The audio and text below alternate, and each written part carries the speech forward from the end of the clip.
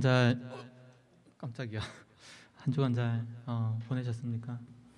제가 지난주에 경인 원주 수양회 올 때도 아침에 생각했던 게 날씨가 그날도 다른 날들보다 춥더라고요. 그래서 이렇게 날씨가 추운데 학생들이 오겠나? 이런 생각들을 좀 했고, 그리고 오늘도 또 어제는 이렇게 안 추웠는데 또 날씨가 제가 아침에 이제 집을 나올 때 영하 14도더라고요. 그래서 와, 정말 날씨가 춥다 생각을 했는데 오늘도 이렇게 학생들이 또 나와 있는 그런 또 모습을 보니까 한편으로는 참 대단하다라는 생각도 또 들고, 또 줌을 통해서 또 온라인으로 함께 예배하고 또 이 자리에 참여하는 여러분들에게도 저도 익숙하지 않고 또 줌으로 함께 참여하는 여러분들도 익숙하지 않고 앉아있는 여러분들도 다 마스크를 쓰고 띄엄띄엄 앉아있는 것들도 저도 마스크를 쓰고 하는 것도 서로가 다들 익숙하지 않지만 하나님께서 그 모든 우리의 한계를 넘어서 또 역사하시는 그런 시간이 되기를 바랍니다. 오늘은 계시록 2장과 3장과 4장과 5장을 한꺼번에 다루려고 합니다. 저는 어쨌든 온라인으로 진행되기 때문에 최대한 1시간을 좀 안 넘기려고 좀 생각을 하고요. 제가 온라인으로 다른 목사님들 설교를 들어도 1시간, 간사하고 사역자도 1시간 넘게 온라인으로 하기가 집중을 하는 게 일관적인 집중이 사실 쉽지가 않더라고요. 그래서 여러분들 더 하지 않을까 좀 생각을 하고, 제가 지난 조금 말을 빠르게 했는데 조금 알아듣기 힘든 부분도 있다고 해서 좀 느리게 하려고 생각하지만 중간에 또 빠르실 수도 있으니 이해하시고 약속 확답은 못 드리겠고 어쨌든 1시간 이내로 할 생각이고요. 그 계시록 2장의 4장을 좀 읽어 보셨습니까? 네. 제가 하면서 같이 성경을 읽을 때도 있고 아니면 제가 성경 그냥 읽을 때도 있을 거예요. 이렇게 해서 여러분들이 잘 따라 오면 좋을 것 같습니다. 사실 제일 가장 빨리 이것을 스피드 있게 잘 따라올 수 있는 방식은 PPT를 사용한 방식이거든요. 제가 성경 구절도 다 PPT로 다 준비하고, 제 알람이 이제 제 아이가 이제 올해 4살인데 어린이집에 제가 하원하러 가야 된다라는 알람이 지금 아마 4시 50분에 한 번 더 울릴 수도 있습니다. 미리 그냥 끊으셔도 되고. 네, 그렇게 PT로 다 준비하는 방식인데, 그냥 저는 여러분들이 성경을 봤으면 좋겠다는 생각이 들어서, PT는 따로 준비를 하지 않았고요. 여러분들이, 스마트폰으로 성경을 중간중간 보시고, 저를 따라오시면 될 것 같고, 또 성경을 가지신 분들은, 성경 자체가 우상이 아니잖아요. 깨끗하게 소장할 필요가 없잖아요. 그죠? 그 성경에 이게 줄을 이렇게 그으면 될 것 같아요. 체크하고. 그렇게 하면 좀 더 2장에서 4장까지도, 5장까지도 잘 잡힐 거고, 오늘은 두 번째 시간이고, 그 다음은 6장에 16장이에요. 6장 16장이니까, 6장 16장은 오히려 여러분 펜을 가지고 이렇게 조금 체크를 하시면 더 잘 눈에 들어오지 않을까 생각이 듭니다. 제가 이 계시록을, 오늘 왠지 이거 시간 좀 길겠는데요? 서두를 보니까. 그러니까 지난번에 제가 엄청 간결하게 하려고 최대한 다른 말 안 하려고 좀 했었고, 제가 계시록을 다시 또 준비를 하는데 저한테 또 그런 생각이 들더라고요. 제 안에 드는 생각이 뭐냐 그러면 제가 또 단어 하나를 해석하고 있더라고요. 그러니까 여러분 잘 모르시겠지만 계시록은 한 단어가 하나의 뜻을 보여줄 수도 있지만 주로 한 단어가 하나의 뜻이 아니라 여러 개의 뜻을 보여줄 때가 많아요. 그게 오히려 많거든요. 그리고 그 여러 가지 뜻이, 예를 들어 한 단어에 4가지 뜻이 있으면 4가지 다 2단이 아닌 거예요. 2단도 있지만 2단이 아닌 4개의 견해가 있는 거예요. 그래서 어떤 신학자는 이 견해, 어떤 신학자는 이 견해, 어떤 신학자는 이 견해, 어떤 신학자는 이 견해. 막 다 달라요. 이거를 다 이야기할 수가 없는 거죠. 그런데 나는 이제 설교를 해야 되니까 설교는 간결하게 정리를 준비한다 하더라도 설교를 준비하는 입장에서 보는데 또 단어를 하나하나를 해석하고 막 연구하는 그런 모습을 또 이렇게 오더라고요. 그러면서 이 계시록은 신학자가 읽을 수 있는 것도 아니고 사역자가 읽을 수 있는 거 아니고 어린아이도 읽을 수 있는 거거든요. 제가 범포이스리스 교수님의 그 책을 읽었을 때 어린아이도 이 책을 읽고 나서 이렇게 표현한 표현이 뭐냐, 느낌이 어떠냐고 물으니까 와, 정말 하나님 위대하세요 라고 얘기했대요. 근데 그 친구에게 이 단어가 무슨 뜻이냐라고 물으면 잘 모를 거예요. 그러니까 계시록은 그림 언어로 여러분들 읽어보시면 이해하시면 좋을 것 같아요. 그러니까 뮤지컬을 보는 것처럼, 공연을 보는 것처럼, 영화를 감상하는 것처럼 어떤 여러분의 시각으로, 여러분의 청각으로 그렇게 이미지들을 구현하면서 그렇게 이렇게 온몸이 체감하는 식으로 읽으면 될 것 같아요. 그렇게 생각하면 계시록이 쉽거든요. 하나하나 단어에 집중하는 것이 아니라 쭉 상상하면서 그림을 보듯이 이렇게 읽어가면 느낌이 오고 이해가 될 겁니다. 왜냐하면 계시록의 주제는 단 하나밖에 없어요. 뭐라고요? 1장의 주제가 아니라 뭐라 그랬죠? 7일밖에 안 된 것 같은데 1장의 주제가 뭐다라고 딱 얘기하진 않았을지, 이제 계시록 전체의 주제가 이거다라고 얘기했던 것 같은데 1장의 주제는 1장에 다 나타났잖아요. 성부 1장 누가 나타났죠?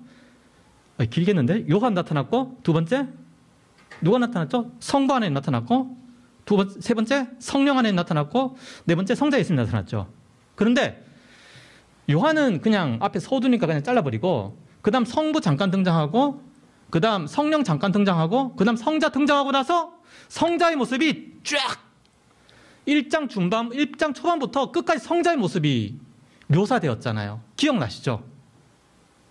7별을 붙잡고 금촛대 사이를 거니시는 이의 모습이 어떠한지가 쫙 묘사되어 있는 거예요. 그러니까 1장의 주제는 주 예수 그리스도예요. 계시록 전체의 주제가 뭐냐? 주 예수 그리스도께서 승리하셨다. 이게 계시록 전체의 주제예요. 정말 쉬워요. 계시록 어려운 게 아니에요. 계시록이 뭐냐? 주 예수 그리스도께서 승리하셨다. 주 예수 그리스도께서 지금도 다스리신다. 주 예수 그리스도께서 영원히 다스리신다. 이게 주제예요. 악은 물리치고 원수는 물리치고 성도들을 구원하셔서 그의 나라로 인도하시는 그분의 장엄한 구원의 메시지를 서사적으로 보여주는 게 계시록의 주제예요. 그걸 읽을 때 여러분들 보석 같은 것도 막 등장하잖아요. 물도 막 등장하면 이미지를 구현하는데 보석이 많네. 하나님 왕장 영광스러운가 보다.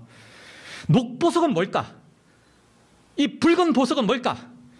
녹보석의 초록색은 뭘 의미하는 걸까? 붉은 보석의 붉은색은 뭘 의미하는, 이런 게 아니라 많구나. 그리고 귀하구나. 하나님이 정말 표현할 수 없는 영광스러운 분이시구나. 이렇게 이해를 한다는 거죠.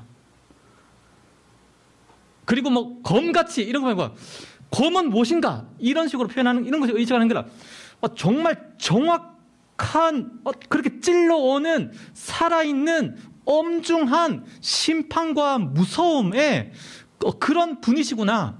그런 무게와 권위로 원수를 물리치시고 그런 엄중한 권위로 우리를 인도하시는 정말 능력 있는 분이시구나. 이런 식으로 계시록을 이해하면 여러분들 계시록이 쉽지 않을까 생각이 듭니다. 제가 계시록 1장을 시작하면서 이 말씀을 듣고 읽는 자가 어떻다고요? 복되다 그랬잖아요. 듣고 읽었습니까? 지난주에 읽었죠. 뭐 많이 자기도 했지만 듣고 읽는 자가 복되다. 자도 복되죠. 영원히 잠자는 자도 좋아했어요. 영원히 잠자는 자도 복되고 다 복된데 읽고 듣는 자가 복되다라고 했는데 한 주 동안 좀 읽어봤습니까? 성경을? 제가 오늘 학원사역부 간사 톡방에다 글을 올렸는데, 공지 글을 올렸는데 무슨 톡방에 글을 올렸냐 그러면 학원 보고만 협의회에서 행사를 해요. 성경 읽기, 공동체적 성경 읽기라고 그런 행사를 하는데, 워낙 성경들 안 읽으니까 그룹을 형성하고, 그리고 그 그룹이 어떤 기한은 상관없는데 그 그룹이 성경을 같이 읽는 것을 이렇게 보여주면, 그걸 제출을 하면은, 표현을 하면은, 알려주면 이제 간식비를 지원하는. 세상이 어쩌다 이렇게까지, 워낙 성경을 안 읽으니까 학복협에서 간식비를 줄 테니 그룹을 지어서 성경을 읽어라 까지 나와도 신청을 할까요? 거의 신청 안 해요. 그래서 오늘 요한이 이 말씀을 듣는 자와 읽는 자와 지키는 자가 복되다라는 그 말이 더욱 절실하게 와닿는 게 오늘 지금을 살아가는 우리의 시대의 현실이 아닌가 하는 생각이 듭니다. 저는 오늘은 2장부터 5장까지를 준비하는데, 그래서 제가 준비할 때 2장부터 읽는 게 아니에요. 다시 1장부터 읽거든요. 1장부터 읽는데 저는 사실 1장 1절에 예수 그리스도의 계시라는 이 부분이 다시 가슴에 타고, 나는 이걸로 충분하다는 거예요. 그러니까 무슨 말이냐 그러면 1장 2절, 3절, 4절부터 쭉 나가고 2장도 나가지만 사실 난 1장 1절에 한 절만으로 충분해요. 계신데 예수 그리스도의 계시 이 단어 하나만으로, 이 문장 하나만, 이 구절 하나만으로 나는 사실 복장 감동이 되고 감격이 되고 다른 건 필요가 없다는 거예요. 그러니까 2절부터 모든 구절들이 필요한 구절들이지만 그런 구절들이 설령 없다 하더라도, 내가 한 절만 읽고 죽는다 하더라도, 한 절만 읽고 내 호흡이 멈춘다 하더라도, 한 절만 끝난다 하더라도 너무 충분한 거예요. 내가 계시를 받았는데 다른 사람이 어디에 뭐 투자하면 어떻게 된다더라, 어느 학교에 어떻게 지원하면 어떻게 된다더라, 뭐 어느 회사에 어떻게 지원하면 어떤 방식으로 지원하면 된다더라, 어떤 식으로 인적인 관계를 형성해서, 못 알아들었을 것 같은데요. 인적 관계를 형성해서 하면 어떻게 될 것이다. 어떤 그런 비공개 소스가 나를 복되게 하는 건 아니라, 나는 계신데 그리스도께서 나를 만나 주시고 그리스도께서 내게 알려주셨다. unveil. 베일을 벗겨주셨다. revelation. reveal. 이게 내게 베일을 벗겨주시고 드러내셨던 게 바로 다른 속보가 아니라, 다른 이야기가 바로 예수 그리스도 이야기라는 게, 저는 1장 1절만 읽어도 저는 사실 충분하다라는 게, 저는 다시 오늘 2장을 준비하면서 그런 생각이 들더라고요. 제가 10대 때 밤을 새면서 연애 편지를 쓴 적이 있습니다. 밤을 새면서 편지를 막 썼는데, 물론 아내는 지금 모르죠. 얘기한 적도 없고 얘기할 필요도 없고 가정의 분란 괜히 10대 때 일인데. 아내도 경인지부 가톨릭 때 그 조이예요. 그리고 같은 간사, 동기 간사고, 그렇게 막 이렇게 했던 기억이 있고. 근데 그때도 연애 편지 쓴다 그러면은 막 밤을 새면서도 막 쓰는 거죠. 그리고 또 연애 편지를 받으면 어떻게 되죠? 정말 해석을 하잖아요. 이게 막 이 단에 무슨 의미가 있을까? 지금은 그런 편지 안 쓰고 안 받나요? 다 톡으로 하나요? 아날로그도 하죠, 여러분들. 안 하나요? 하여튼 뭐 그런 것도, 그 보면 해석하고 이랬잖아요. 근데 말씀은 그런 식으로 어느 정도로 정말 갈급함으로 대하고 있는가라는 생각이 들더라고요. 저는 1장 1절 예수 그리스도의 계시라, 이걸로 여러분 충분하냐? 여기에 여러분 눈이 멈추고 마음이 멈추고 이걸로 충분하냐? 를 질문하고 싶습니다. 이걸로도 충분하다. 이제 그 2장과 3장, 4장, 5장을 설명하면 이렇게 설명해 볼 수 있습니다. 2, 3장은 무슨 이야기죠? 2, 3장은 어디를 향해 쓴 편지죠? 교회죠. 근데 교회가 몇 교회? 7교회죠. 7이라는 것은, 늘 계시록에서 7이라는 것은 완전함을 이야기합니다. 어떤 충족된 숫자를 이야기해요. 그러니까 7교회라는 것은 이미 에서버두 사빌라, 이게 발음이 왜 되지? 에서버두 사빌라, 7교회. 앞자만 땄거든요. 7개. 7교회만을 향한 게 아니에요. 그럼 우리 갈라디아서 성도들만 보고 우린 필요 없는 거예요? 빌립보 성도들만 보고 우린 필요 없나요? 고린도 교회만 보고 우린 필요 없나요? 그게 아니죠. 7교회도 당시에 에서버두 사빌라만 필요한 것이 아니라 7이라는 숫자가 주는 의미 자체가 모든 시대, 모든 교회들을 향한 편지를 한 거죠. 그리고 여러분, 7교회를 향한 편지의 마지막에 어떻게 구성되어 있습니까? 성령이 무엇을 하시는 말씀을 들을지어다? 교회 단수가 아니라 교회들이죠. 그러니까 에서버두 사빌라 7교회 썼는데 각각 에베소 교회 편지하기를 서두는 그렇게 시작했는데 마지막은 성령이 교회에게라는 단수로 끝내는 게 아니라 각각의 편지의 끝은 단수로 시작을 했는데 끝은 복수로 끝난다는 거죠. 그게 무슨 말이냐 그러면 7이라는 숫자의 의미도 그렇고 이 편지의 결말도 그렇고 모든 시대, 모든 세대를 다 포함하는 전시대적 성도들, 전시대적 교회를 다 포함해서 하나님이 요한을 통하여 우리에게 교회에게 말씀하고 계시다. 이렇게 우리가 받아들였는. 그래서 에베소 교회의 이야기는 내 이야기가 아니고 서문화 교회의 이야기가 내 이야기고 이런 게 아니라는 거예요. 여러분 교회들을 보면 교회 이름 7교회들 중에 그 7교회의 이름을 딴 교회도 혹시 들어보셨어요? 4대 교회 들어보셨어요? 4대 교회? 라우디게아 교회 들어보셨어요? 없어요. 그러니까 이름을 지을 때 4대 교회는 영적 죽음, 라오디게아 교회는 영적 침체. 이런 거 이름을 안 지어요. 사람들이 이름을 지을 때 어떤 교회 이름 짓냐 그러면은 빌라델비아 교회, 서문화 교회. 그러니까 책망이 없고 칭찬만 있는 어떤 그런 교회들의 이름을 교회 이름으로 현재도 짓고 있어요. 그러면 우리에게 빌라델비아 교회, 서문화 교회의 메시지만 우리에게 해당되는 메시지가 아니란 거예요. 4대 교회. 어쩌면 코로나 시대를 엄청나게 오랫동안 걸어가면서 라오디게아 교회, 영적으로 침체되어 있는 뜨겁지도 차지도 않은 미지근한 어쩌면 구역질이 나는 것 같은 마실 수 없는 수질 떨어지는 물과 같은 영적 질적 수준이 라오디게아거든요. 어쩌면 코로나 시대를 오래 가면서 어쩌면 우리가 라오디게아의 모습일 수가 있고, 여기서 한 걸음 더 나가면 영적 죽음과도 같은 4대 교회. 너는 살아있는 것 같은데 실상은 죽은 자다라고 그렇게 진단이 내리는 것 같은 게, 저는 오히려 지금 우리의 모습 살아있는 것 같죠? 잘 살아가는 것 같아요. 하지만 영적인 침체. 잘 먹고 잘 마시고 잘 살아가는데 영적 침체, 살아있는 것 같은데 영적 죽음의 모습이 오히려 지금 현실에는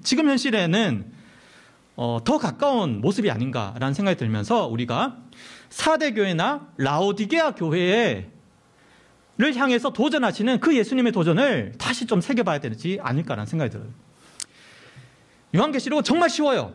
저랑 함께 하시면 요한계시록 정말 쉽구나 라는 결론을 아무도 내릴 수가 없을 수도 있겠지만, 그래서 본인은 쉬우니까 사실 어려워요. 그래서 어젯밤에도 주면서 A씨는 아니고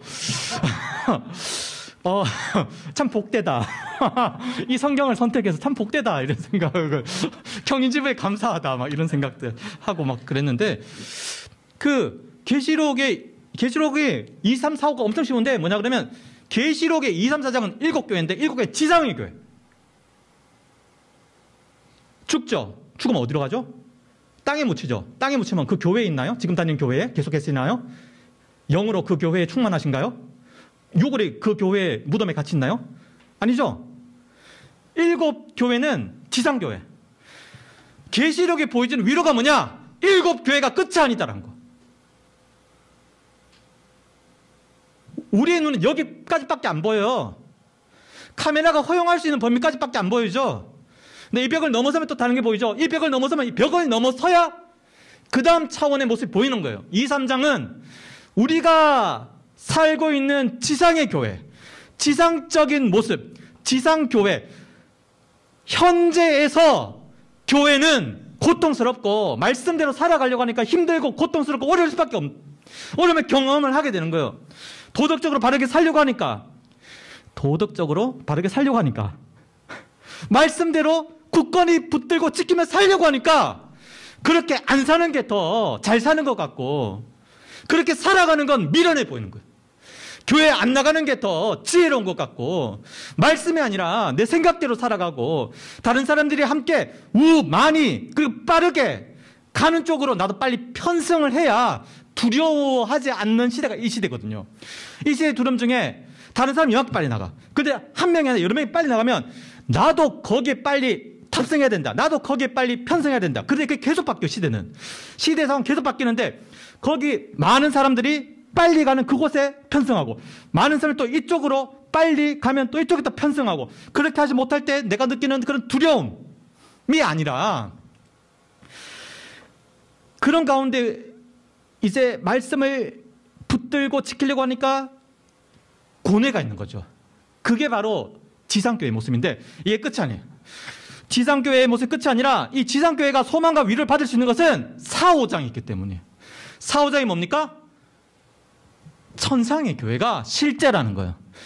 그림자고, 그림자가 허상이다라는 얘기가 아니라, 이 그림자는 영광을 반사해주는 현재, 미래적 현재라는 거죠. 그게 바로 지상교회라는 거죠. 어쩜 볼품없고, 어쩜 영광스러워 보이지 않고, 어쩜 약하고, 어쩜 지키지 못하는 것 같고, 가난해 보이고, 아무것도 없는 것 같아 보이고, 무명해 보이고, 약해 보이고, 무능력해 보이고, 힘이 없어 보이고, 그러나 그렇지 않다라는 것을 반증해 주는 게 뭐냐? 그게 바로 계시록 4장 5장의 모습, 계시록 4장 5장의 천상의 모습이란 거예요. 그래서 오늘 이 시선이 어떻게 되냐 그러면 계시록 2장의 두 번째, 마지막 끝에서 두 번째 교회가 바로 빌라델비아 교회예요.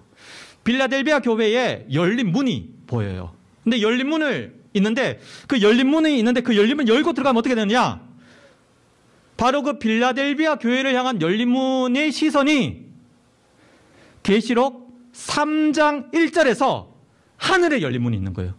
지상에 열린 문을 영적으로 본다라고 생각했는데 천상을 가보니까 실제로 그 열린 문에 보좌가 베풀어져 있고 24장로와 내생물과 천군 천사들과 그렇게 천상의 예배가 드려지는 게 바로 계시록 4장, 5장의 실제라는 거죠. 바로 그렇게 계시록 2, 3장과 4, 5장은 지상의 교회와 천상의 교회가 함께 엮어져서 만나는 게 계시록 2, 3장과 4, 5장의 그런 관계, 그런 이야기. 이거 분리되는 것이 아니라 그렇게 함께 엮여져 간다라고 여러분들이 생각을 하면 될 것 같습니다. 지금도 우리가 하나님의 영광을 고백하고 노래하고 하나님의 승리를 고백하고 찬양하지만 이후에 맛보게 되고 누게 될 진짜 모습에 비교하면 사실 이것도 정말 아무것도 아니다라는 거죠. 그것을 요한은 얘기하는 거죠. 내가 봤다. 내가 보니. 4장 1절에 그렇게 얘기하잖아요. 이 후에 내가 보니. 보니는 현재가 아니라 에이돈. 내가 봤다. 난 과거형으로 분명하게 역사적인 사실을 과거형으로 묘사하는 거거든요. 내가 봤다. 4장 1절도 내가 봤다. 5장도 내가 봄에 내가 봤다. 이것도 내가 봤다고 계속해서 5장도 내가 봤다. 내가 봤다. 내가 봤다. 이렇게 계속해서 요한은 우리에게 증거하고 있습니다.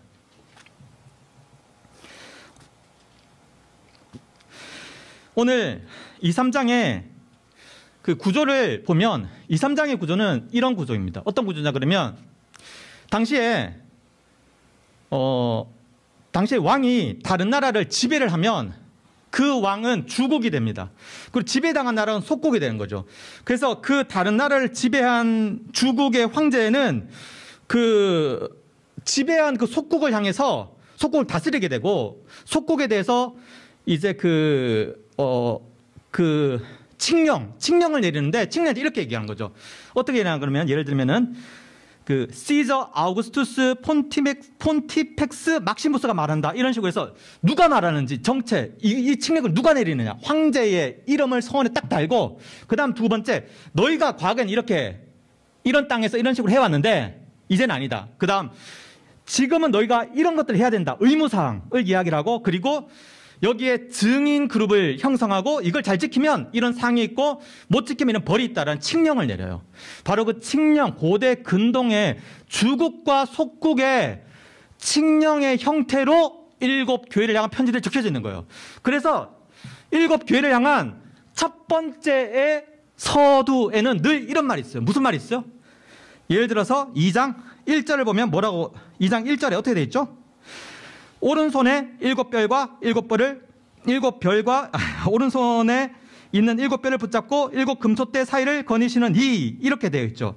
그리고 또 8절에는 처음이며 마지막이며 죽었다가 살아나신 이렇게 되어 있죠. 12절은 좌우의 날선 가진 검을 가지신 18절은 그 눈이 불꽃 같고 그 팔이 빛난 주석같과 같은 하나님의 아들이 이르시되 3장 1절은 하나님의 7영과 7별을 가지신 그리고 7절은 거룩하고 진실하사 다윗의 열쇠를 가지신 14절은 아멘이시오 충성되고 참된 증인이시오 하나님의 창조의 근본이신 뭡니까?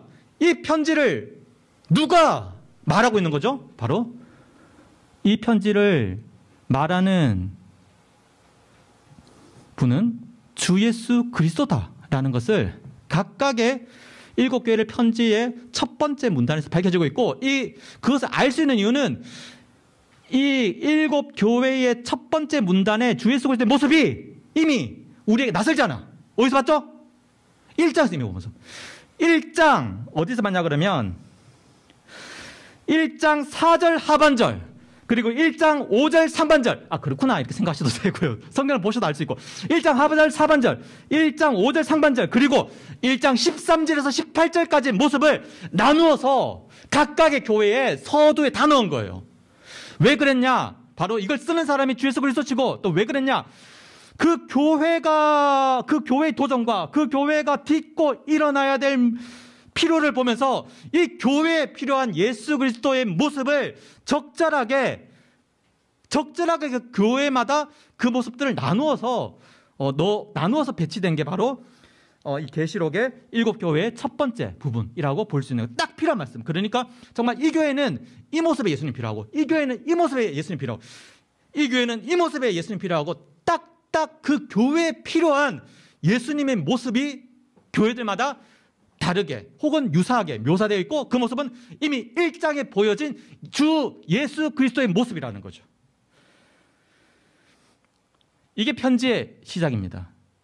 이해하셨죠? 그럼 편지의 끝은 어떻게 됩니까? 편지의 끝은 아까 황제의 칙령에서 황제 누구누가 말한다. 그 마지막에 이것을 잘하면 황제가 보상한다 그랬잖아요. 근데 이거 의무사항을 잘 안 지키면 또 벌을 내리고 이게 황제 칙령이거든. 그 패턴인데 마지막에는 처음에 주 예수 그리스도면 마지막은 이 편지 마지막은 주 예수 그리스도의 약속으로 끝이 나요. 다 똑같아요. 자, 2장 7절을 보세요. 예수님 약속 뭐죠? 이기는 그에게는 내가 하나님의 낙원에 있는 생명나무 열매를 주어 먹게 하리라. 11절 이기는 자는 17절 이기는 그에게는 이만이 아닙니다. 이기는 자 이만 이런 거 막 들어봐요. 아닙니까? 못 들어봐서는 상관이 없고요. 백신 좀 맞으시고. 자, 26절, 28절 이기는 자, 3장 5절 이기는 자, 12절 이기는 자는 내 하나님의 성전의 기둥이 되게 하리니 3장 5절 이기는 자는 이와 같이 흰 옷을 입을 것이요 2장 26, 28절 이긴 자와 끝까지 내를 지킨 자에게는 새벽별을 주리라. 21절 3장 21절은 이기는 그에게는 내가 내 보좌에 함께 함께 하여 주기를 내가 이기고 아버지 보좌에 함께 앉은 것과 하리라. 그러니까 편지의 시작도 주 예수 그리스도의 모습 그리고 마지막은 너희가 정말 나와 함께 나의 메시지를 지키며 살면은 내가 결코 너희들을 배신하지 않는다. 내가 결코 너희를 서운하게 하지 않는다. 내가 너희들이 행동한 신실하게 행한 그 모든 것 이상으로 난 너에게 분명하게 보상한다. 약속한다. 이게 바로 예수 그리스도의 약속이고 그것이 매 편지들마다 마지막에 있는 거예요. 이기는 그에게는 이렇게 반복적으로 표현하면서 제일 마지막이 정말 놀랍고도 웃기는 표현인데요. 제일 마지막을 한번 읽어볼까요? 21절인데요. 3장 21절 라우디게아 교회인데요. 3장 21절을 한번 같이 한번 읽어보겠습니다. 시작. 이기는 그에게는 내가 내 보좌에 함께 하여 주기를 내가 이기고 아버지 보좌에 함께 앉은 것과 같이 하리라. 제가 앞에 약속들의 공통점은 이기는 자에게는 두 번째 뭐뭐 하리라 하잖아요. 이기는 자는 다 똑같고 뭐뭐 하리라는 조금 다르단 말이에요. 뭐뭐 하리라를 제가 제 나름대로 공통점을 축약을 해보니까 생명을 준다라는 거고 두 번째 새 이름을 준다는 거고 세 번째 권세를 준다는 거예요. 그러니까 7교회에 이기는 자에게는 생명, 새 이름, 권세를 주는데 마지막에 21절의 이 표현 너무 놀라운 거예요. 뭘 준다고요? 21절은 내가 내 보좌에 함께한 내가 내 보좌는 누구 보좌입니까? 이 보좌가? 하나님의 보좌 누구예요? 하나님이 누구죠? 그런데 지금 우리가 1장에서 누구의 모습을 봤죠? 예수님의 모습을 봤죠. 2, 3장에서 누가 하고 있다고 그랬죠? 예수님이 하고 있다고 그랬죠. 그러니까 여기서 내가 내 보좌는 누구 보좌예요? 하나님이 예수님이고 예수님이 하나님이지만 좀 나누어서 생각을 합시다. 왜냐하면 성경에 나누어서 적혀져 있으니까. 누구의 보좌? 예수님 보좌. 그런데 예수님이 예수님 보지 않는 게 당연해요? 당연하죠. 자기 의자 앉는 게 당연하죠. 여보 의자 당연하죠. 그런데 여러분들이 독서실에 의자 앉는가 아니면 여러분 독서실에 의자 앉든지 학교에 도서관에 의자 앉든지 여러분 방에 책상에 의자 앉든지 여러분 카페에 의자 앉든지 아니면 여러분 직장에 가면은 여러분 일하고 열심히 일하라고 막 이렇게 직장에서 밀어주는 그 의자에 앉든지가 아니라 천상의 교회에서 천상의 교회에서 여러분의 의자가 뭐라고요? 예수님의 보좌. 보세요. 그러니까 생명, 새 이름, 권세 놀라운지만 이해돼요. 그런데 마지막에 일곱 교회의 끝의 약속은 이해가 안 된다는 거예요. 아니, 이기는 그에게는 못 이기면 우리가 그날 들어갈 수가 없어요. 근데 이미 주님이 이기셨어요. 우리가 무력하니까, 우리의 힘으로 이길 수가 없으니까 주님이 십자가에 죽으셔서 우리도 죽을 테고 우리도 못 이길 텐데, 주님이 십자가에 살아나셨기 때문에 우리도 함께 살아났고 성도들도 함께 죽었다 다시 살아나고 함께 승리를 누리는 거거든요. 이기지 않으면 그날에 갈 수가 없어요. 그런데 주님께서 일곱 교회에서 마지막에 약속한 것은 이기는 자에게는 예수님이 예수님 보좌에 부사 뭐 앉게 하여 주기를? 함께. 이걸 받을 수 있습니까? 황송합니다. 어떻게? 제가 어떻게? 근데 이건 정말 우리 이해를 넘어선 표현인데, 예수님이 예수님의 보좌에 함께 앉는다는 거예요. 이게 충격적인 전개죠. 아마 여러분들은 이 구절을 평생 가도 몰랐을 수도 있는데, 이게 엄청난 거예요. 예수님의 보좌까지 약속하다니. 사람들이 좀 더 높은 자리에 앉으려고 그러잖아요. 내 책상이 뭐냐? 그냥 내 직함을 얘기하고, 내 신분을 이야기하고, 내 역할을 얘기하고, 내 돈을 이야기하는, 내 사회적인 어떤 인정을 이야기하나요? 그런데 그런 거 다 해봤자 예수님의 보좌 앞에 다 똥이잖아요. 다 똥이죠. 그런데 예수님께서 일곱 교회, 마지막 교회에서 우리에게 주신다고 약속하시는 것이, 당신의 보좌 앞에서 우리가 수종 드는 것이 아니라 당신의 보좌 함께 앉는다는 얘기는, 그 보좌가 신적 통치의 자리인데, 영원히 왕 같은 제사장으로, 하나님이 왕이신데 우리도 같은 왕들처럼 영원히 왕노릇 한다는 거. 사실 그것이 에덴에서 우리를 먼저, 하나님 왕이신데 에덴에서 아담이 한 일이 왕처럼 다스리는 일이었어요. 하나님은 보이지 않는 왕인데 피조물들한테 보이는 왕이 인간이었거든요. 그래서 인간이 해야 될 일은, 나는 보이지 않는 왕을 섬기는 왕적 대리자로서 살아야 되는데, 인간이 그래서 망각하고 내가 진짜 왕인 것처럼 살았던 거죠. 그래서 그것을 우리에게 회복시키기 위해서 예수님 왕이시지만 이 땅에 인간의 모습으로 오셔서 우리 모든 죄를 씻어주시며 해방하시며 십자가에 죽으심으로 우리에게 왕적 권위를 다시 회복시켜 주시고, 그리고 약속하시는 그 본문의 표현이 바로 내가 내 보좌에 함께 앉게 하여 주기를, 이 표현이 되는 거죠. 내가 이기고, 그리고 그 뒤에 표현은 너무 더 놀라운데, 함께 하여 주기를, 그 뒤에 어떻게 적혀있나 한번 읽어보세요. 시작. 내가 이기고 아버지 보좌.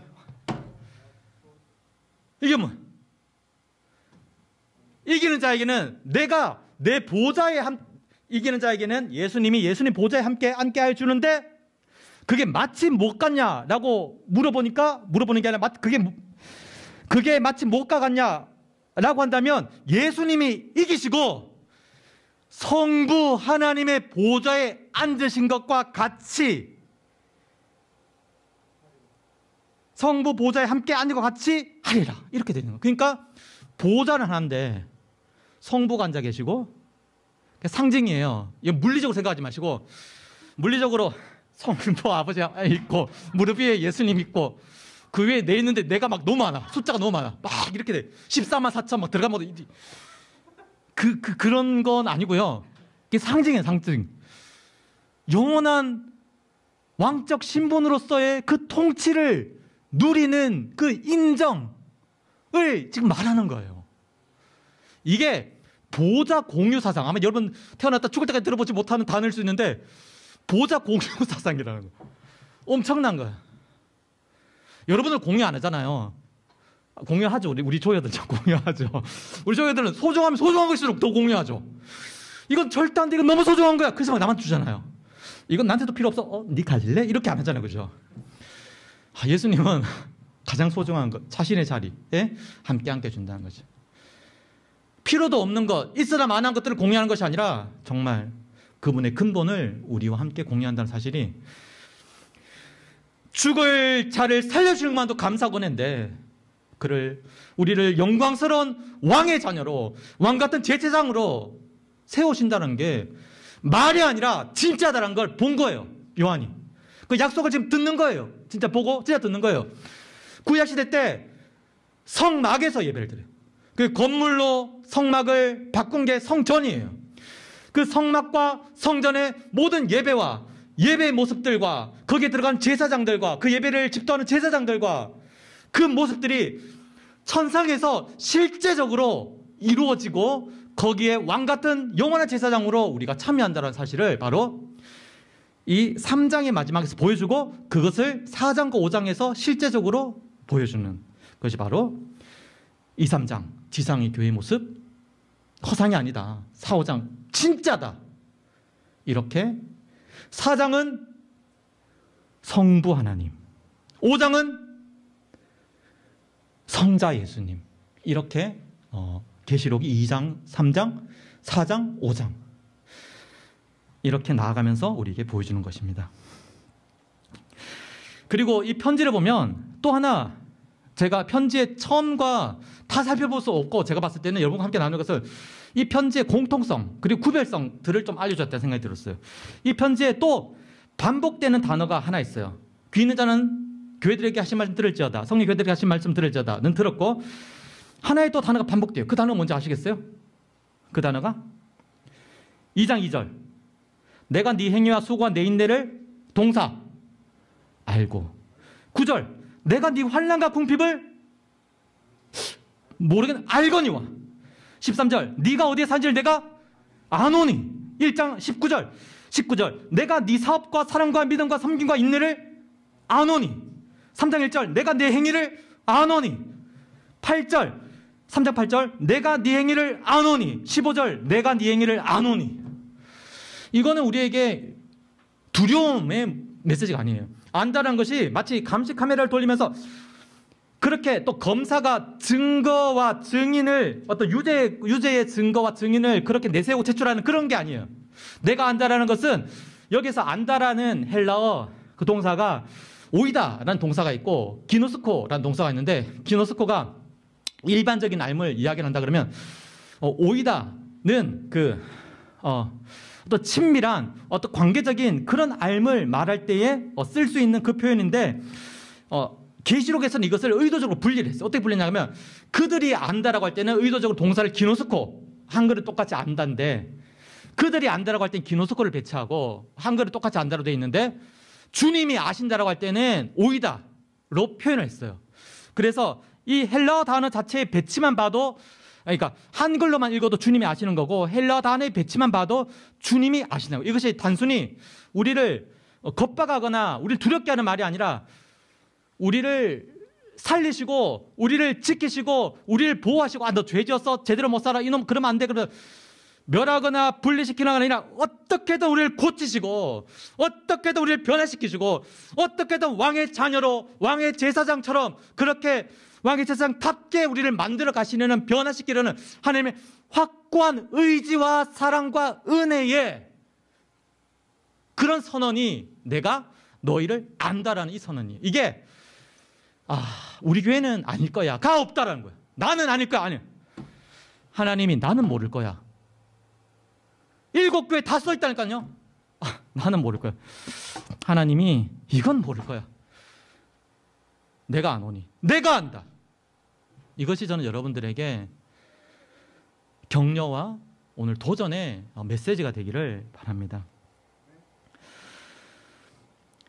그래서 저는 이 오이다를 내가 안다라는 이 표현을 한번 재구성해 봤습니다. 2장 2절은 내가 아는데 뒤에 막 내용들 다르잖아요. 내가 그 각각 교회들 읽어가면서 하나의 단순하게 서술어를 만들어 봤는데 2장 2절은 내가 아는데 잘했다. 그 2장 9절은 서문화 교회죠. 내가 아는데 고생했다. 그리고 13절은 내가 아는데 힘들었겠구나. 19절은 내가 아는데 수고했다. 그러니까 잘했다, 고생했다, 힘들게 수고했다는 말은 성경에 없어요. 내가 그 교회들의 내용을 읽으면서 각색을 재구성한 거죠. 3장 1절은 내가 아는데 돌이켜 회개해라. 7절, 3장 7절은 내가 아는데 잘했다. 3장 15절 내가 아는데 돌이켜라 회개하라. 내가 아는데 다 잘했다, 고생했다, 힘들다, 수고했다는데 두 교회가 딱 회개해라가 있어. 이게 무슨 교회냐 그러면 바로 3장 1절은 사대교회. 영적 죽음과도 같은 상태. 그리고 3장 15절은 라오디게아 교회. 뜨겁지도 차갑지도 않은 영적 침체하다. 여러분들 카페에 가서도 미지근한 거 주세요 이러면 카페 그 알바생한테 너무 힘들게 하는 그런 갑질이잖아요. 뜨거운 아이스로 주든지 핫으로 주문해야지. 둘 중에 하나 주문해야지. 핫도 아니고 아이스도 아니고 적절하게 주세요. 이러면 정말 얼마나 속상하겠습니까? 그 예수님 보시기에 뜨거운 것도 아니고 이 차가운 것도 아니고 물이 그렇다는 물이. 이 당시에 그 온천물이 온천물 뜨거운 물이냐 아니면 시원한 온천이 아니라 시원한 물이냐. 근데 그냥 미지근하면서도 냄새가 나는, 미지근하면서 냄새가 나면서 미지근하면서 역한 물이었거든요. 이걸로 라오디게아 교회 성도들을 지금 빗대면서 회개해라. 너희의 그런 영적인 침체에서 돌이켜라 라고 말하는 거거든요. 그래서 가장 혹독한 책망이 사도야 라오디게아인데 또 책망이 아예 없는 교회가 두 교회가 있어요. 그 없는 교회는 두 개는 바로 서머나 교회. 아까 제가 얘기했던 교회들이 이름을 짓는다라고 했잖아요. 이 교회는 현재도 이름이 있다 한 게 바로 서머나 교회. 현재도 교회 이름 중에 현재도 있는 게 빌라델비아 교회. 왜 있느냐? 이 교회는 책망이 없거든요. 그렇다고 우리 모두가 다 서머나나 빌라델비아 아니에요. 에베소와 같은 책망이 있고 다들 책망이 있는 모습들이 있는 거죠. 서머나와 빌라델비아 교회는 책망이 없어요. 서머나 교회는 초대 유명한 교부이며 감독인 폴리캅이라는 그 교부가 순교를 당한 곳이 바로 서머나예요. 이곳에서 이제 폴리캅 그 교부가 그런 위협을 받았죠. 그러니까 이 당시에 신은 로마 황제거든요. 황제를 신이라고 고백해야 되지 그 외 다른 신을 고백 안 되는 거예요. 근데 이 사람은 그리스도인인 거예요. 근데 이 사람 보니까 나이가 이미 86세예요. 너무 늙었어. 그리고 딱히 뭐 잘못한 게 없어요. 그래서 회유를 하려고 했죠. 그냥 아니라고, 시인하라고, 그냥 황제를 신으로 그렇게 그냥 한번 고백하면 쉽지 않냐고 그렇게 하라 그러는데 이 사람이 절대 86년 동안 주님은 날 한 번도 그렇게 서운하게 하신 적이 없는데 내가 결코 주님을 버릴 수 없다라면서 서머나 교회의 감독인 폴리캅이 화형을 당했죠. 제가 알기로는 화형을 당했죠.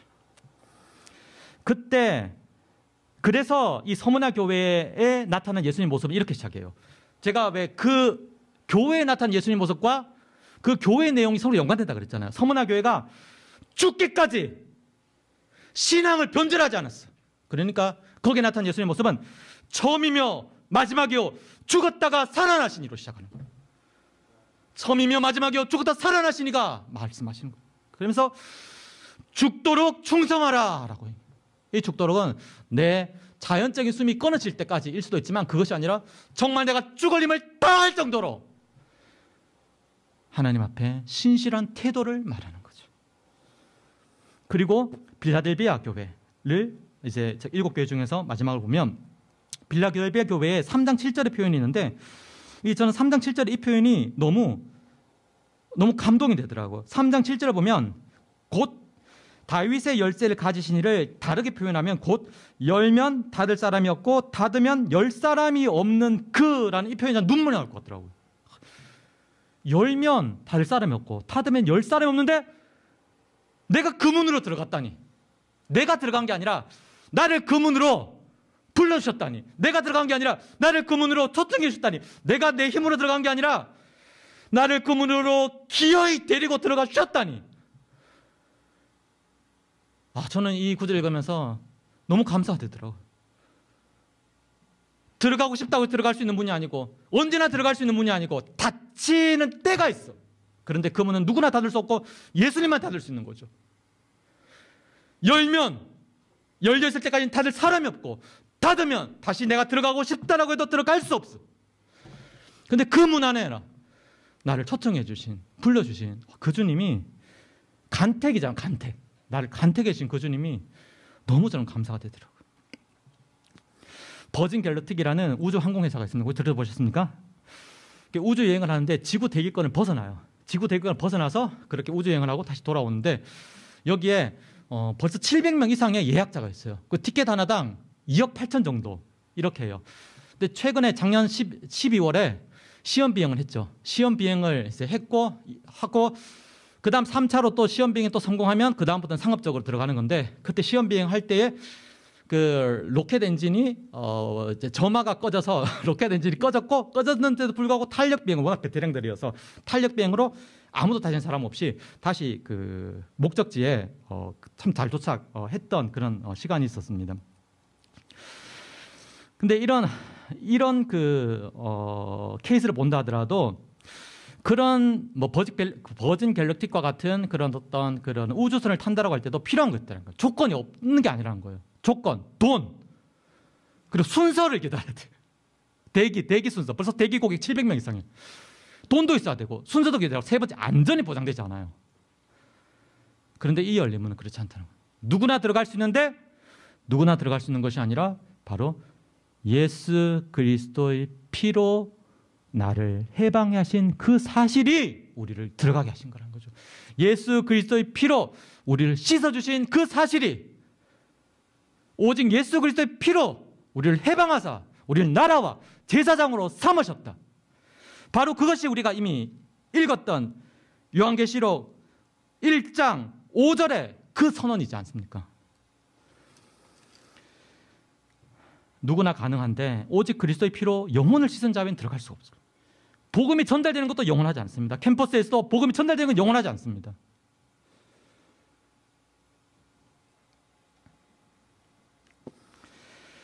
취업을 준비하면서 제가 특히 항공사들은 요즘 어려움을 직격탄을 받았죠.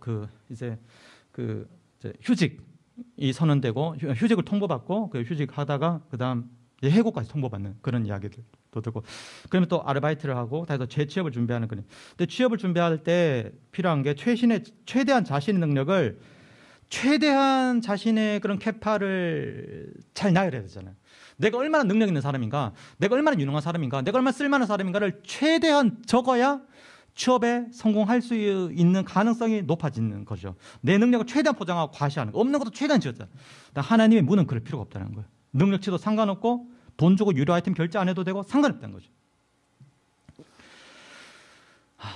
공부도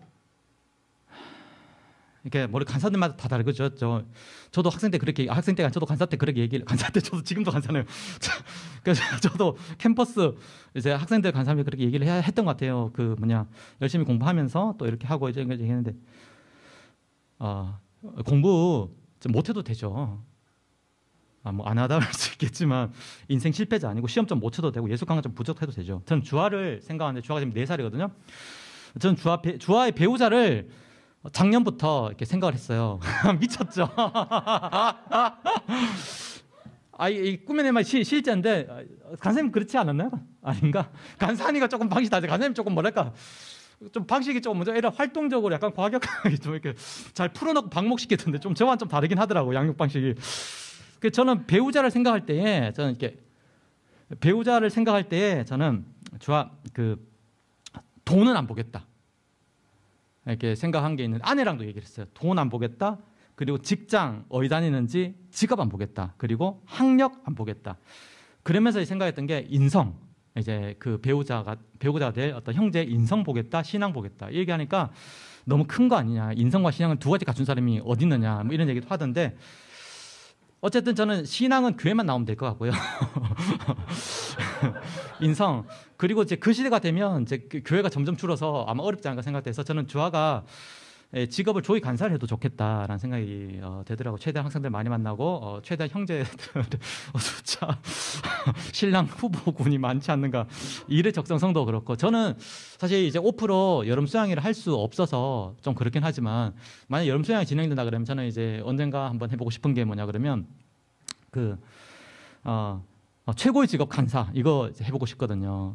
전 지금까지 이제 간사를 하면서 점점 생각하는 게, 정말 이 직업만큼 좋은 직업이 없다는 생각이 들기 때문에, 이건 아내랑 상의 안 해봤지만 그때까지 조이가 있다면 주아가 좀 조이 간사를 시켜도 좋겠다, 뭐 이런 생각을 했습니다. 제가 한 달 전쯤에 김훈 간사를 만나는데, 김훈 간사와 나도 별거 없다. 제가 그러니까 그 동부 아니 이제 북부의 대표 간사를 했던 간사님이 이진원 간사님이라고 계세요. 이진원 간사님이 한 4, 5년 전쯤에 본인이 간사를 계속 해야 될지 사임할지를 고민하더라고요. 그때 이제 대표 간사들이 용인의 어떤 그 자유휴양림으로 가서 함께 이야기를 하고 그랬었는데, 그때 이제 제가 진원 간사랑 같이 만나면서 이야기를 할 때 진원에서 그런 얘기를 했어요. 나를 봐라. 나는 후원도 제대로 못 받는다. 나를 봐라. 나는 제대로 하는 게 없다. 아, 모두가 다 공감하는 나는 그러니까 뭐냐 그러면 제가 주위에서 많이 들었고 강사를 하면서 뭐 듣는 말과 권고를 받는 말이 다른 간사들한테 하는 말이 뭐냐 그러면 주특기가 있어야 된다. 잘하는 전문 분야가 있어야 된다라는 걸 얘기하는. 근데 저는 전문 분야가 없어요. 어느 한 뭐 성경을 오래 하거나 한 것도 없고, 또 어느 한 강의를 뭐 잘하거나 잘하는 강의도 없고, 잘하는 설교도 없고, 후원을 잘 받는 것도 아니고, 라포가 잘 형성되어 있는 것도 아니고, 정말 제대로 하는 것도 없는데 그냥 간사를 이제 하고 있는 거죠. 이제 그래서 이제 진원 간사한테 나 같은 사람도 하고 있다 이렇게 얘기를 하면서 같이 좀 얘기를 좀 오랫동안 했고, 어쨌든 감사하게 진원 간사 지금도 간사 사역을 하고 있는데, 저를 봐도 특별한 김웅 간사랑도 그런 얘기를 나눴어요. 김웅 간사도 공감을 하더라고요. 그 간사님 참 뭐 잘난 것도 없고, 근데 아직까지 간사를 그렇게 하고 계시네요. 이 말을 안 했지만 내가 그렇게 얘기할 때 간사님 아닙니다라는 얘기 안 하더라고요. 그게 그 얘기잖아요. 근데 이건 진짜 맞거든요. 저도 신기해요. 제가 이 얘기를 하는 이유는 너무 두려워하지 마세요. 7교회의 마지막에 늘 약속하셨잖아요. 딴 사람은 도망갈 수 있지만 예수님 그렇지 않다는 거죠. 그것을 죽음으로 보여주신 거죠, 우리에게. 두려워하지 마세요. 너무 걱정하지 마세요. 노답 아니에요. 하나님이 살리시고 하나님이 이끌어 가세요. 여러분만 완전히 등 돌리지 않으면. 그래서 문을 열어라. 내가 밖에서 두들긴다라고 그렇게 그 라오디게아 교회를 향해서 말하고 있는 거거든요. 이 문을 두드린다, 내가 밖에 두드린다는 얘기는 사실은 비신자들 향한 이야기는 아니고요. 전도 구절로 이것을 많이 인용을 하는데, 참 죄송해요. 말을 느리게 해야 된다고 제가 뒤에서 사인까지 받았는데도 이거를 그냥 녹화를 해서 사람들한테 좀 저배석으로 돌려보는 식으로 해야 되지 않을까. 그게 마스크까지 쓰고 있으니까 제 발음이 서울의 어떤 그런 발음 명확하지도 않은데 좀 더 어렵지 않는가라는 생각이 드네요. 그래서 이게 사실은 문을 열고 내가 그에게 들어가 그와 함께 더불어 먹는다는 이 얘기가 비신자들 향해서 많이 사용된 전도 구절로 많이 사용이 되는데, 사실은 라오디게아 이 편지가 어디를 향해 쓴 거죠? 비신자가 아니라 라오디게아 교회를 향해 쓴 거죠. 이미 그리스도인이 된 사람들 향해 쓴 거죠. 그러니까 무슨 말이냐 그러면, 그렇게 영적 침체에 빠져 있고 나랑 밥 먹은 지 얼마냐, 성경 본 지 얼마냐, 기도한 지 얼마냐, 영적 양식이 공급이 안 된 거예요. 영적 교제가 끊어진 거예요. 그렇게 오랜 시간이 지나면 영적 침체에 있는 거예요. 그런 사람들 다시 와. 다시 밥 먹자. 다시 와라. 문으로 들어와라. 내가 초청한다. 그래서 문 열고 들어가 보니까 하늘에 천상의 식탁이 베풀어지는 거죠. 그게 바로 천상의 예배고, 모든 풍성과 공급이 펼쳐지는 장이 바로 계시록 4장과 5장의 모습이 되는 거죠. 이 3장에 제가 빌라델비아 교회를 이야기를 하다가 라오디게아를 얘기를 했는데, 아까 이제 능력을 이야기를 하면서 저는 이 빌라델비아의 그 열린 문 이야기를 했었는데, 빌라델비아 교회를 향한 8절의 칭찬이 참 저한테는 와닿고, 이 칭찬이 참 조이에게 어울린다는 생각을 했어요. 조이가 사이즈가 크지 않잖아요. 이 빌라델비아 교회를 향한 칭찬이 뭐냐 그러면, 많은 능력대로 일한 것에 대해 칭찬을 받은 게 아니라 능력이 작은 거예요. 빌라델비아 교회. 작은 능력, 작은 은사, 작은 돈, 작은 달란트, 작은 캐파임에도 불구하고 끝까지 신실한 거예요. 그걸 두고 예수님이 칭찬하신 거예요. 네가 능력이 작은데 끝까지 내 말을 지켰구나. 저는 이게 조이에 어울리는 경력 아닌가. 그리고 지금 한 명의 간사님이 1명, 2명의 학생들 데리고 그렇게 사역을 하고 그렇게 힘겨운 모습들을 보이는데, 힘겨운 게 아니라 예수님의 칭찬이, 예수님의 격려가, 예수님의 인정이 저는 빌라델비아 교회를 향한 것처럼 바로 그 간사님을 향해, 그 캠퍼스를 향해, 그런 교회를 향해 저는 있다라고 생각합니다. 제가 주일날 교회를 가는데 제가 가는 교회에 사람이 없어요. 사람이 없다는 얘기는 원래 사람이 몇 명 있었는데 그 몇 명들이 이제 다 취업을 했어요. 한 명은 의사 인턴을 가고, 한 명은 초등학교 교사로 가고, 또 한 명은 또 취업도 하고. 근데 그러면서 이제 다 한 명 나가고, 이제 그 주일날 가면은 학생이 없을 때도 있고 학생이 올 때도 있고 그러거든요. 사람이 저한테 물어보더라고. 다른 조여가 저한테 물어보더라고. 선생님, 거기 언제까지 나올 거야? 빨리 거기서 녹화가 되고 설마 빨리 거기서 탈출하세요. 막 이런 얘기를 하더라고요. 근데 그 학생 아니죠. 그 조여 동문한테 그 얘기했어요. 나는 얘가 안 나오면 나도 안 나가는데, 얘가 한 명인데 얘가 나올 때까지 내가 계속 있을 거다. 미련한 것 같아 보이는데 하여튼 저는 그게 좋아요.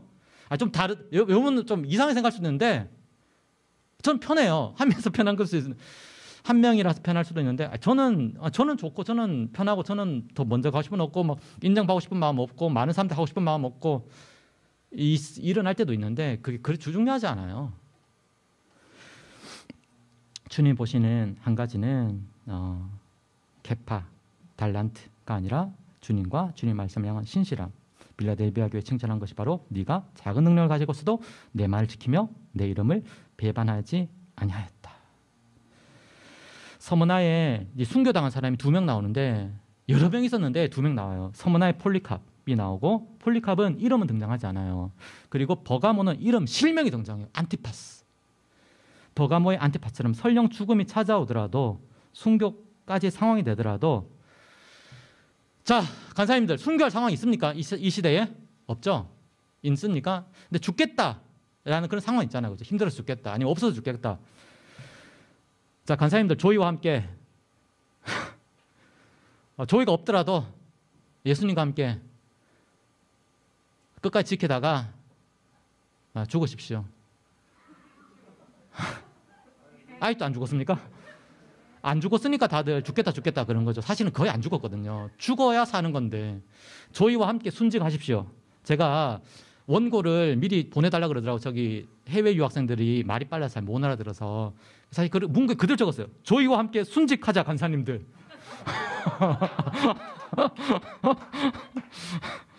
그리고 저희와 함께 평생을 주님을 첫째로 살아가자. 조이어들 조금 약하네요.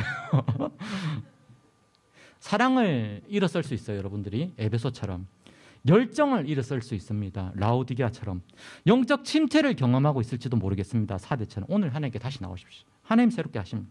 과거도 상관없고 출신 상관없고 거주지학교 출신지 상관없는 거예요. 영원히 따라오는 것 학벌이 아니라 영원히 따라온 것이 바로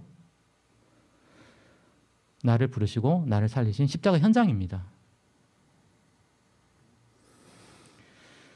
제가 주아에게 이렇게 얘기해요. 자주 얘기한 게 사랑해. 자기 아빠니까 그런 얘기하겠죠. 자주 얘기하겠죠. 주아야 사랑해. 끝나면 좋은데 제가 간사님 또 그것도 물어봅니다. 주아도 사랑해? 그러니까 주아야 사랑하면 되는데 꼭 내가 물어봐. 주아도 아빠 사랑해? 그럼 주아가 뭐라고 해야 될까요? 고개를 돌리거나 장난치는 거죠. 고개를 돌리거나 머리를 걸쩍걸쩍 끌거나. 그래서 그러니까 제 모습을 보면서 그래 사랑은 그냥 사랑한다 그러면 사랑하면 되는 건데 왜 또 이게 조건을 따지고 막 그래 대상적 반응을 내가 생각하면서 그래 맞아 주아야 네가 날 사랑하지 않아도 난 널 사랑하는 거지 주아야 사랑해 이런 말까지 다 하지는 않지만 그냥 혼자 그런 생각하면서 주아야 사랑해 이렇게 제가 얘기하고 있습니다. 주아도 아빠 사랑해라고 얘기하는데 늘 얘기하지는 않거든요. 흑수저 출신 상관없죠. 중요한 게 뭡니까? 조이 작은 단체 상관없죠. 중요한 게 뭘까? 3장 6절에 내 말을 지키며 내 이름을 배반하지 않았다. 10절에 네가 나의 말을 지켰은즉 나도 너를 지켜. 그리고 내가 속히 오겠다. 이게 10절 11절에 하나님 약속이죠. 그래서 네가 가진 것을 굳게 잡아. 멸류관 빼앗기지 말아라. 아무도 네 멸류관 빼앗기지 못하게 하라. 멸류관이 약속되어 있는 거죠. 우리가 가지고 있는 소유, 환산되는 물적 통화 가치가 아니에요. 돈, 성적, 학력, 경력 몸 이런 게 아니에요. 이런 것들을 내세우잖아요. 현대는 거의 다 상업화시키고 그러잖아요. 이런 게 아니라 그런 것들을 우리는 내세우지 않습니다. 우리가 내세운 건 뭐죠? 제게는 이 말씀이 있습니다. 제게는 나를 사랑하사 당신의 피로 나의 죄에서 나를 해방시킨, 나를 씻겨주신 주님 1장 5절 그 복음이 제겐 있습니다 라고 여러분들이 말할 수 있기를 바랍니다. 위기 상황에 가장 먼저 버려야 될 것이 뭐죠? 신앙.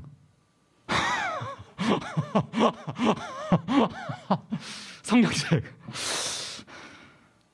복음, 약속 이런 게 아니라 목숨을 잃어도 내가 버릴 수 없는 한 가지 했을 때 저는 사실 주화가 먼저 딱 떠올랐는데 아내 미안해요. 자, 주화 아내.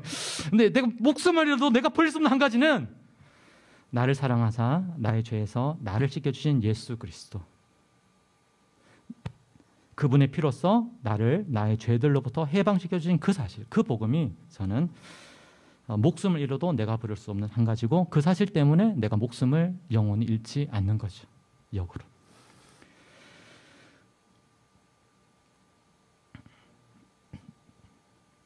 이제 우리가 4장과 5장의 천상으로 한번 가보도록 하겠습니다. 4장을 보면 자 4장에 뭐가 등장하죠? 4장 2절 4장 2절을 한번 읽어볼까요? 시작.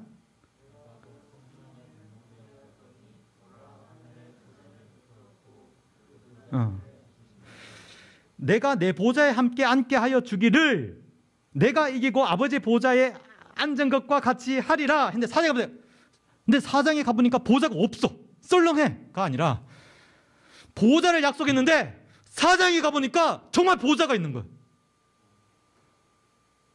열린 문을 봤는데 빌라델비아 교회 열린 문을 열고 들어가 보니까 정말 보좌가 있는 거예요. 그 약속 그대로. 그리고 그 보좌에 네 생물 이사 장로들이 있는데 이 사람들이 뭐라고 이야기합니까? 이 사람들을 한번 확인해 봅시다. 이 천상계의 태도 8절 9절의 네 생물들의 태도는 뭐죠?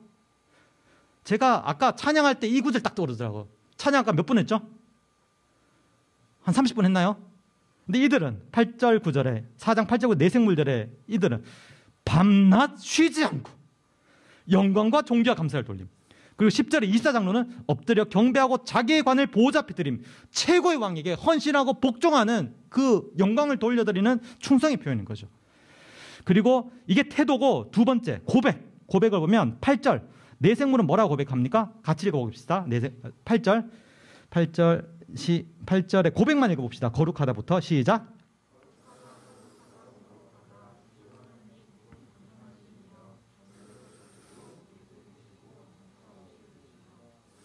일장에 보여주신 그 모습을 그대로 고백하면서 찬양하는 거죠. 10절 24장로들은 또 뭐라고 찬양합니까? 11절 읽어볼까요? 11절 시작.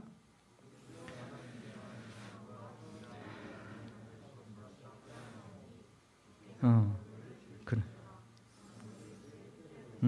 그러니까요. 이런 식으로 하지 않는다는 거죠.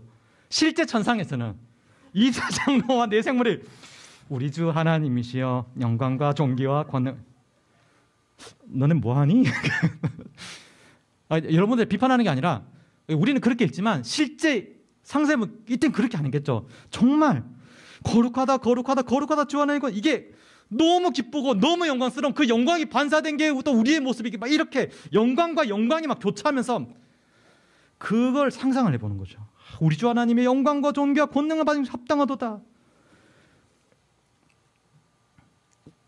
자, 여기서 여러분들이 질문이 떠오르죠. 도대체 이 네 생물은 뭘까? 송아지의 모습과도 같고 사자의 모습과도 같고 사람의 모습과도 같고 독수리의 모습과도 같은 이 네 생물의 모습은 뭘까? 이 네 생물은 뭘까? 그리고 이사장로는 뭘까? 이런 질문이 들잖아요. 들지 않습니까? 이사장로가 뭐죠 여기서? 당연히 모르겠죠. 해석을 안 하셨으니까. 네 생물이 뭐죠? 당연히 모르시겠죠. 근데 에스겔서를 읽어보신 분들은 에스겔서 1장에 열린 문의 환상을 봤는데 열린 그 환상을 봤는데 에스겔의 1장에 이 모습이 여기 나타나네라고 유추해 볼 수 있겠죠. 그게 무엇인지는 잘 모르겠죠. 그런 게 중요하지 않다는 것입니다. 뭔가가 많네. 뭔가가 계급이 있네. 뭔가가 종류가 다른데 어쨌든 다른 것들 전부 다 하나님을 주님으로 찬양하는 이게 메시지라고, 이게 핵심이라고요. 내 생물이 뭐냐? 이사 장로가면 이게 중요한 게 아니에요. 계시록을 사람들이 자꾸 다른 것에서 해석하면서 수수께끼를 풀듯이 퀴즈를 풀듯이 그런 식으로 나가는 것이 아니라 하나님께 초점을 맞추는 거죠. 그래서 24장로도 그렇고 내 생물도 그렇고 해석들은 많아요. 그러니까 24장로회 같은 경우에는 어떤 그런 천사들인데 그 이제 제사장의 24반차를 따르는 걸 이제 따라서 또 천사들을 그룹으로 볼 수도 있고 아니면 24라는 게 12, 12. 그러니까 12 플러스 12, 구약 12지파, 신약 12지파 해서 완전함, 12 완전, 12 완전 두 개가 중첩된 완전해서 성도들 혹은 성도들 대표하는 천사들 이렇게 볼 수도 있고 그리고 또 내생물이라고 했을 때 내생물 얼굴 각각 달랐잖아요. 각각의 피조계를 대표하는 사람들이 피조계를 대표하는 그 상징들을 했으니까 전체 피조계를 대표하는 천사 혹은 그룹 천사 이제 이런 식으로도 볼 수가 있는 거죠. 어쨌든 그런 해석 자체가 중요한 게 아니라 신학자들이 다 막 여러 개를 얘기해요. 어쨌든 그 모든 것들이 구속하신 우리 주 예수 그리스도와 우리 주 하나님을 찬양하는구나. 그리고 내가 그 가운데 함께 있구나. 내가 저 자리 있구나. 그 열린 문을 열고 들어서 내가 거기에 있구나. 근데 그 보좌에 함께 있구나. 이를 생각할 때 너무 놀라운 거죠. 그리고 5장으로 들어가면 5장을 들어가면 이제 5장 6절 이제 거의 끝이 나갑니다. 5장 6절을 보면 5장 6절을 한번 같이 한번 읽어볼까요? 자, 5장 6절 시작.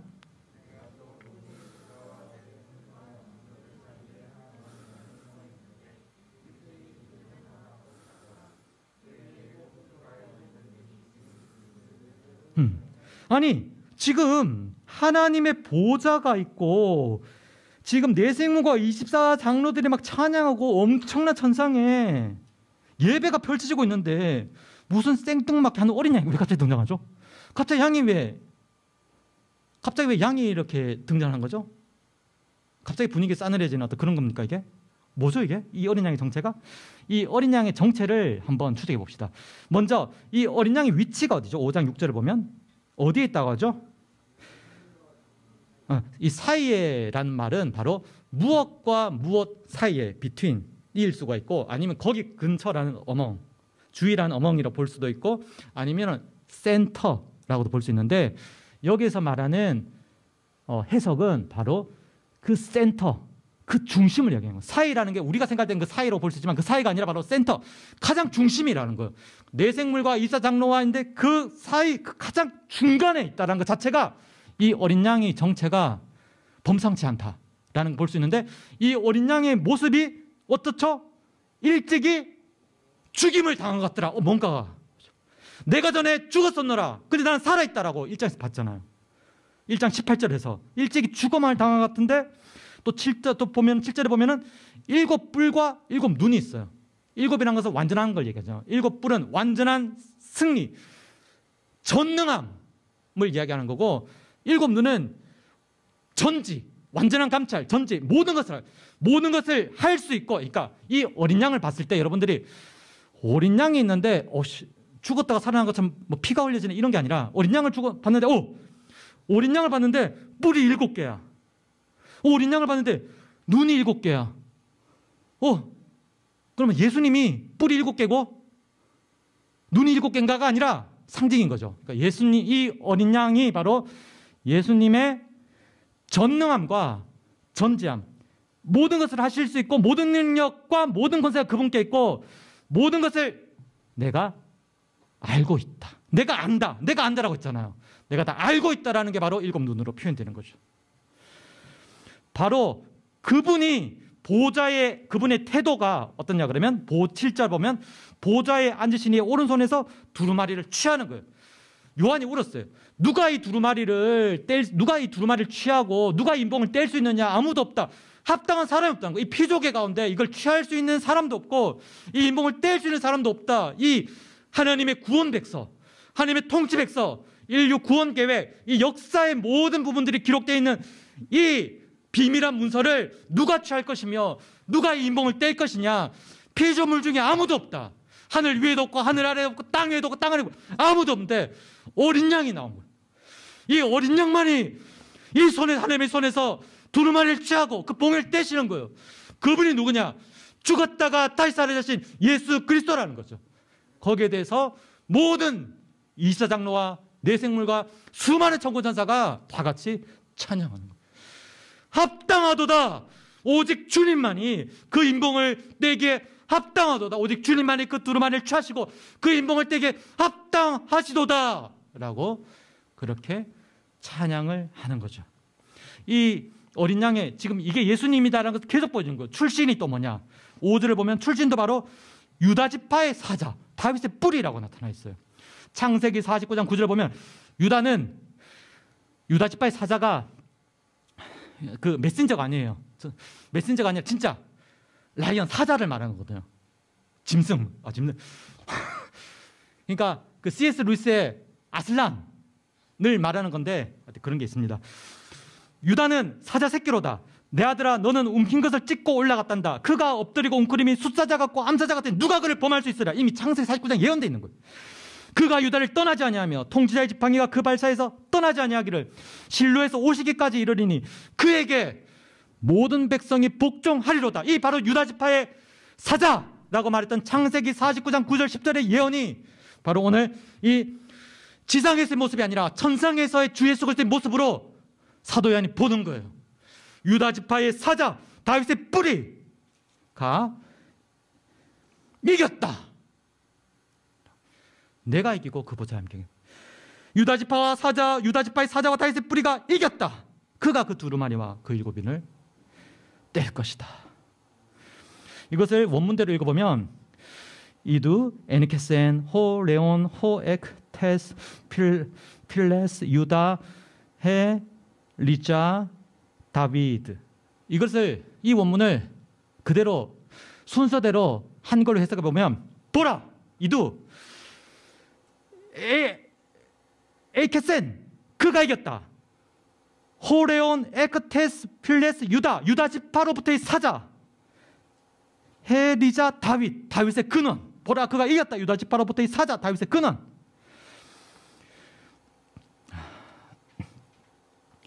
일곱 봉인된 두루마리는 누구도 자격 능력도 없습니다. 전 피조계가 불가능해요. 오직 한 존재 창조자 시작과 나중 죽었다가 다시 살아나시니 영원히 살아서 다스리신 주 예수 그리스도만이 가능하다는 거죠. 전 피조 생물은 다 불가능 자격 미달이었어요. 합당한 자 누굽니까? 이만이 아니죠. 합당한 자 누군죠? 정가영 간사님? 저 아멘 그런 잠깐 간사님 잠깐 합당한 자? 뭐 성공회대 대표? 인하대 대표? 아니죠. 간사도 아니고 이 기도회를 인도한 안혜지 간사? 합당한 자 아니에요. 바울도 합당한 자 아니에요. 이 사도 요한도 합당한 자 아니에요. 아무도 없어요. 오직 예수님만. 이런 긴장감 100 가운데도 8절에 보면 성도의 기도들이 끊임없이 응답되는 거예요. 마치 우리가 줌과 유튜브 채팅창을 진행하면서도 동시에 다 답변하는 능력자 같은 거죠. 우리가 마지막으로 성령을 한번 읽고 마치도록 하겠습니다. 이 네 생물들과 24장로들의 찬양이 9절 10절에 있습니다. 9절 10절 같이 한번 9절 10절 한번 읽어보겠습니다. 시작.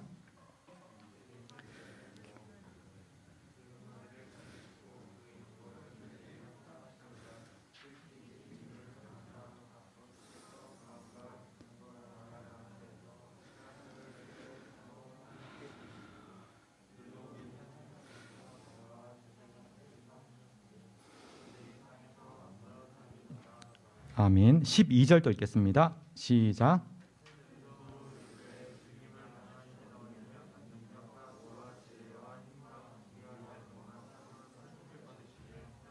아멘. 13절 읽겠습니다. 시작.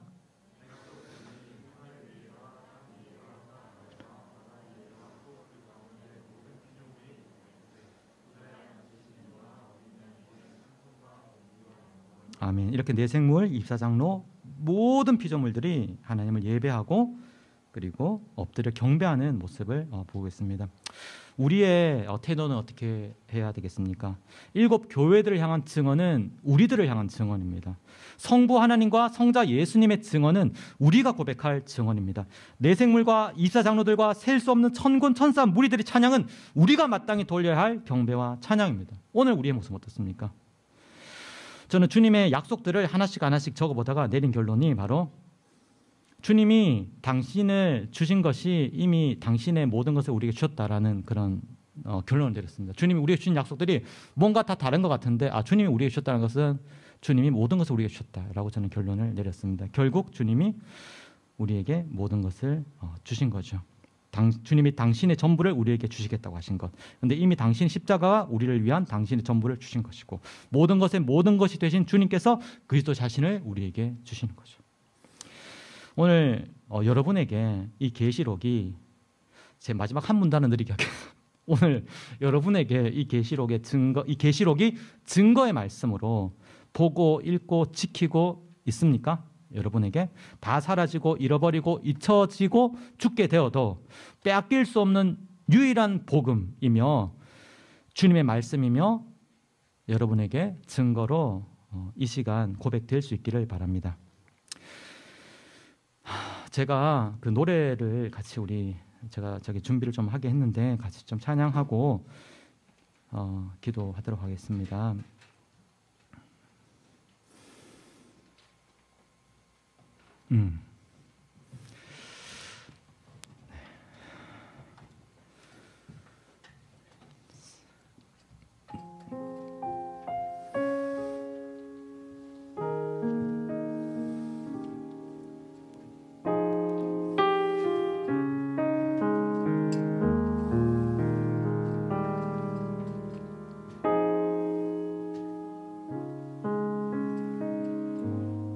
여러분들이 부르시면 됩니다. 네. 여러분들이 시작하시고 여러분들이 부르시면 됩니다.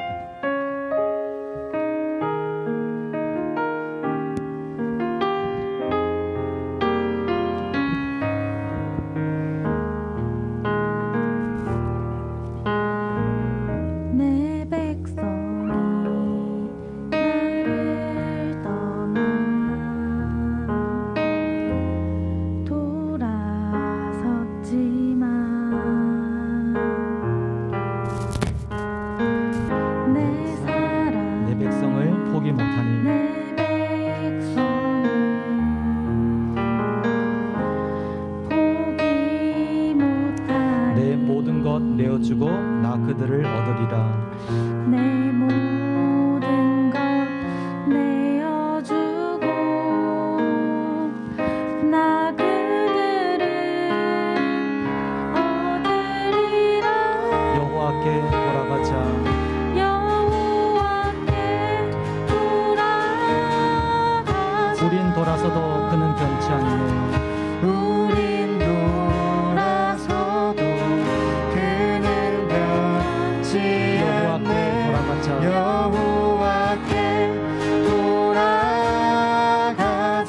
우린 넘어져도 그 사랑 영원하네. 우린 넘어져도 그 사랑 영원하네.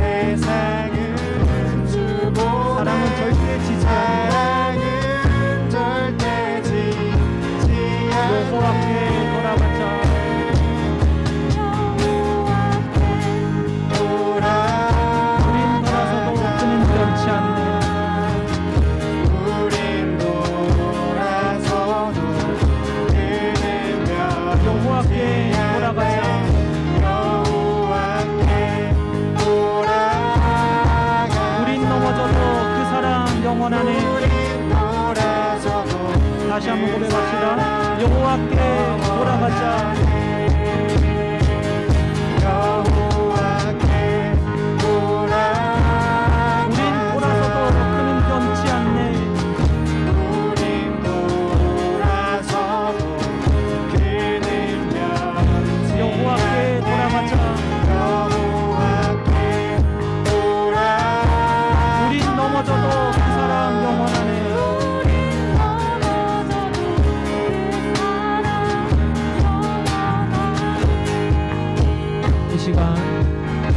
우리를 살리신 주 예수 그리스도의 사랑과 은혜를 다시 기억하고 고백하는 시간이 되기를 원합니다. 7 교회들을 향한 메시지가 그 당시의 역사적인 교회들을 향한 메시지만이 아니라 오늘 시대를 초월해서 바로 나에게 말씀하시는 하나님의 음성입니다. 성령이 교회들에게 하시는 말씀을 들을지어다, 이렇게 권고하고 있습니다. 주님이 7 교회들마다 쓴 표현이 내가 알고 있다 라는 표현을, 그 말씀을 하셨습니다. 그리고 그 주님이 한결같이 마지막에 약속하셨습니다. 이기는 자에게는 생명과 권세와 새 이름과 심지어 아버지의 보좌에 나와 함께 앉게 하는 것까지. 그리고 실제로 사장을 열고 들어가 보니 그 열린 문 안에 의자가 있었어요. 의자가 딱 하나 있었는데 다른 의자는 필요 없고 정말 딱 하나의 의자가, 그 중심에 딱 하나의 의자가 있어요. 그게 바로 하나님의 보좌, 그리고 예수님의 보좌, 그리고 이 자격 없는 나를